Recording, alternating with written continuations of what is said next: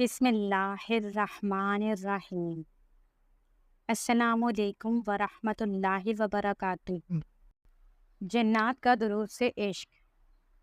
اللہم صلی علی سیدنا محمد وعلی آلہ وسلم۔ اللہم صلی علی سیدنا محمد وعلی آلہ وسلم۔ درود و سلام کے بارے میں حضرت احمد بن ثابت رحمۃ اللہ علیہ فرماتے ہیں، درود و سلام کے فضائل میں سے جو میں نے دیکھے ہیں ایک یہ بھی ہے کہ میں ایک رات خواب میں کیا دیکھتا ہوں کہ جنات کی ایک جماعت ہے، جنات کی ایک جماعت کے روبرو کھڑا ہوں۔ میں نے ان سے پوچھا تم کہاں سے آئے ہو؟ انہوں نے کسی بزرگ کا نام لیا کہ ان کے ہاں سے، وہ بزرگ ہمارے اہل قرابت میں سے ہیں۔ میں نے پوچھا تمہارا ارادہ کہاں کا ہے؟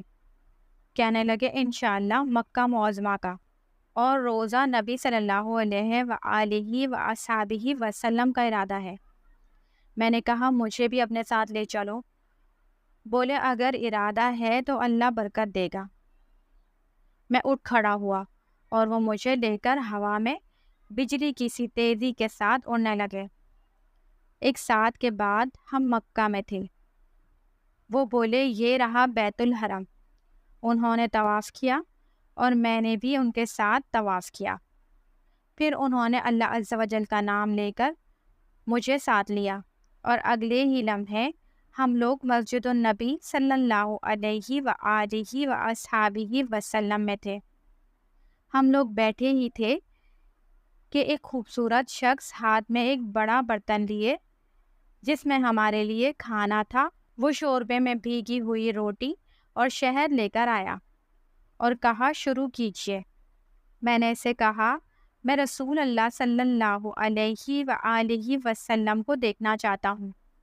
اس نے کہا کھانا کھا لو، رسول اللہ صلی اللہ علیہ وآلہ وآصحابہ وسلم بھی تشریف لے آئیں گے اور انشاءاللہ تم ان کی زیارت سے بھی مشرف ہوگے۔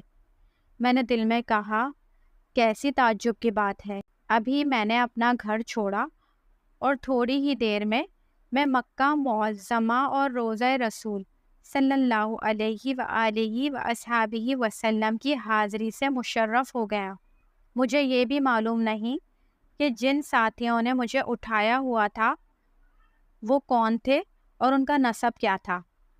میں نے ان سے کہا میں تم سے خدائے بزرگ و برتر اور اس کے نبی کریم صلی اللہ علیہ وآلہ وسلم اور اللہ کے نبی حضرت داؤد علیہ السلام کا واسطہ دے کر سوال کرتا ہوں کہ تمہارا ٹھکانہ کہاں ہے اور تمہارا نسب کیا ہے؟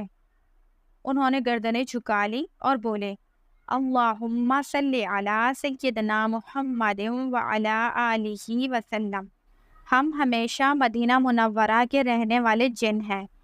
میں نے کہا میں حضور نبی کریم صلی اللہ علیہ وآلہ وسلم کا دیدار کرنا چاہتا ہوں۔